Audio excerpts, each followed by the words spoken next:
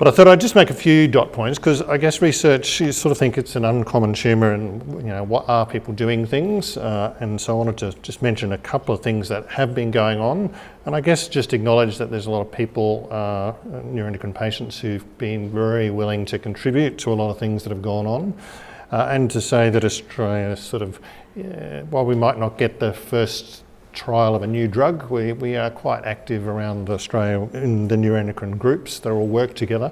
And just mention at the end a couple of topical things that come up in clinics all the time and are sort of out there in the websites, and just one or two slides on each. So this is really just to sort of say that over the last few years we have been involved in Australia and our site in trials of some of the new treatments. They're often sponsored by pharmaceutical companies, so you are competing in Australia to try and get it from overseas, but we're involved in everolimus trials, which is now on the PBS for pancreatic NETs. We were involved in a trial on pasireotide, which is sort of a different somatostatin analogue that didn't make it into usual practice. And we were involved in several of the Australian sites in the telotrestat trials, and some of our patients got access to that.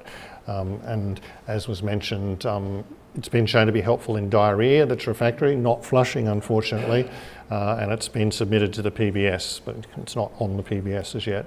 But we've certainly, people have contributed to those things. The ControlNet study that David mentioned, I really just partly put that up to just recognise that we got no grant funding from the NHMRC. It was unsuccessful on, I think, 3 occasions, and really the study, it got shrunk down in size from its original size, but it only got completed by the efforts of the Unicorn Foundation funding it. They funded it initially, then when we didn't get some of the other grants at a sort of national level, they went out and got another grant from Intuitive Cure, I think last year or the year before, which has allowed follow-up. And the first results, there's a couple of phases, but the first results are being analysed now by the Trials Centre in Sydney, and there hopefully will be some initial safety and things early next year, and that's going to be a big thing, because that'll be the first trial that really looked at combinations of chemotherapy and lutate. So even though it's only a relatively small trial, people around the world are actually waiting to see the results, because we'll be the first ones from an Australian, and that was really a collaborative effort with Perth, people in Sydney, Melbourne, and here, and there's been some other local things. So our nuclear medicine team, as well as treating people, have been quite active in doing some other projects. So people who've had lutate at Royal Brisbane have been experiencing some of these things, where at one stage they were coming back for 3 or 4 days after their lutate, having various scans, but that's provided some really useful information to help guide future lutate treatment, so people don't need to come back for those scans as often. We've had a recent fellow who's now a medical oncologist over at the PA, who did his master's thesis looking around some of that information and trying to help guide better selection of treatment and modification. I guess partly influenced by having worked with Jane for a long time now, and Jane, amazing, with all those other roles, she still comes to our medical oncology unit meeting once a week and sits and keeps us all on the straight and narrow, and makes us think about things that we should think of, but we don't always some of the time. And I guess partly from that, we've done some variety of quality of life research stuff, largely done in Brisbane, partly with really good collaborators at QIMR who are sort of experts in quality of life. So the first study was an interview study, and the second one was a survey study we've done with some people at QIMR. And then the financial toxicity study, which has been done with the help of the Unicorn Foundation, ComNets, and again, collaborators around Australia. And Louisa Gordon, sorry, I'm looking at her and not mentioning her, who's our health economist, who helped lead that from QIMR. So that's been submitted for publication, and I think Simona's just waiting for that so she can get out there in the media and start talking about some of the results from that. And I guess I just wanted to put up a couple of things, because this is a reflection of all of the people who've contributed to one of our studies, so one of the survey studies. And this was just looking at a care coordination. That wasn't care coordinators, the people you think of nurses. That was, how do people with a NET feel that their overall care, all the people who are involved, all those people that were on that slide, how do they all work together? and what sort of things work well and what don't. And I guess that communication between people did come up as an issue, and the more people you were involved with, the more problematic it was. Good to be aware of. Asking about psychosocial things did come up, and clearly financial costs was, and it's not just the hospital staff, it's the whole financial system supporting people. And financial were 2 out of the top 7 issues there. So this is useful information, and this has been presented in various forums. And I guess part of the reason is also for some of the symptoms, that concept of mentioned earlier, well, NET patients sometimes look well in the waiting room. The people who look sicker maybe get approached about how they're going, do they need more support? And sometimes the NET patients come in and out, don't necessarily ask about things, but in fact the needs are just the same, and we've sort of tried to stress to people when we presented this that you need to consider that, you should, and you need to be proactive. And so the financial survey has come out a little bit of some of these things going, well, in fact it's actually an important issue in NETs just in everything else. And there's been some other things. We're trialling a electronic symptom reporting app, which is not much money, but our patients are putting up with the I2 issues to try and see how helpful that might be.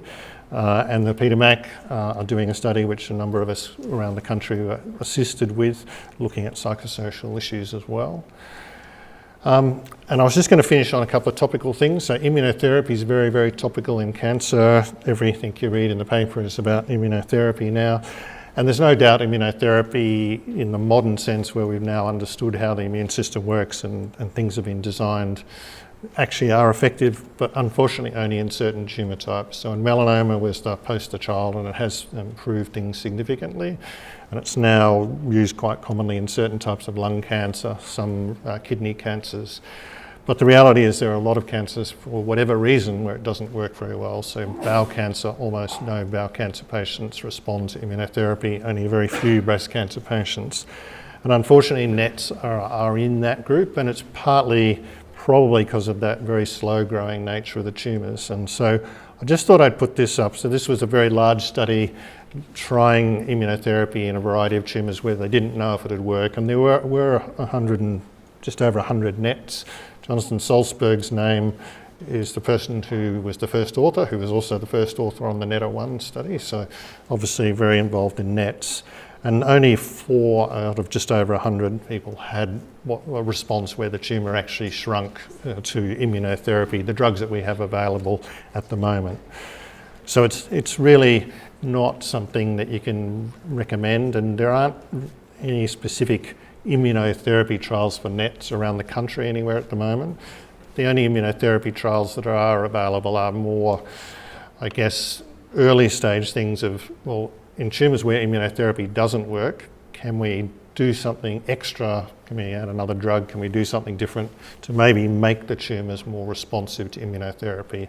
And those trials sort of come and go. They're often only a limited number of patients, and so there have been a few around the country that have come and gone, and there may not be any around at the moment, but there may be another in a few months. But they're very early stage, and at the moment we don't know if some of those things are going to be helpful.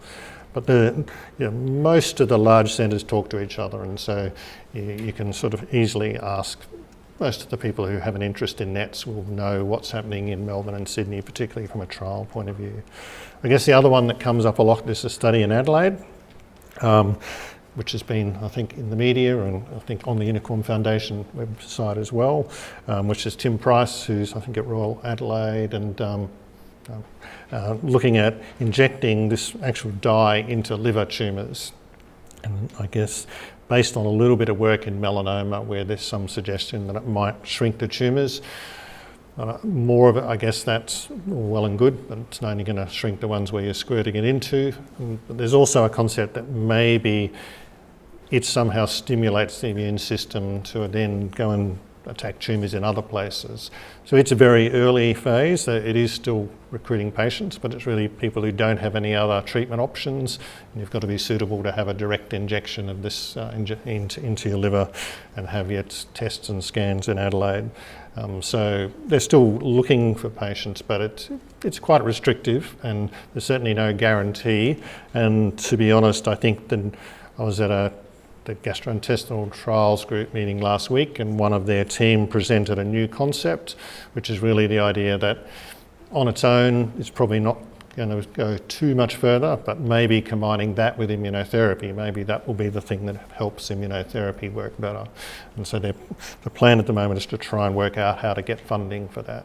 So the concept's there, but it's not actually funded at the moment, but that will hopefully be the next phase of something different and hopefully in Australia, trying to look at the combination. And if that did get funded, it would probably be run in 3 or 4 of the major NET centres around the country.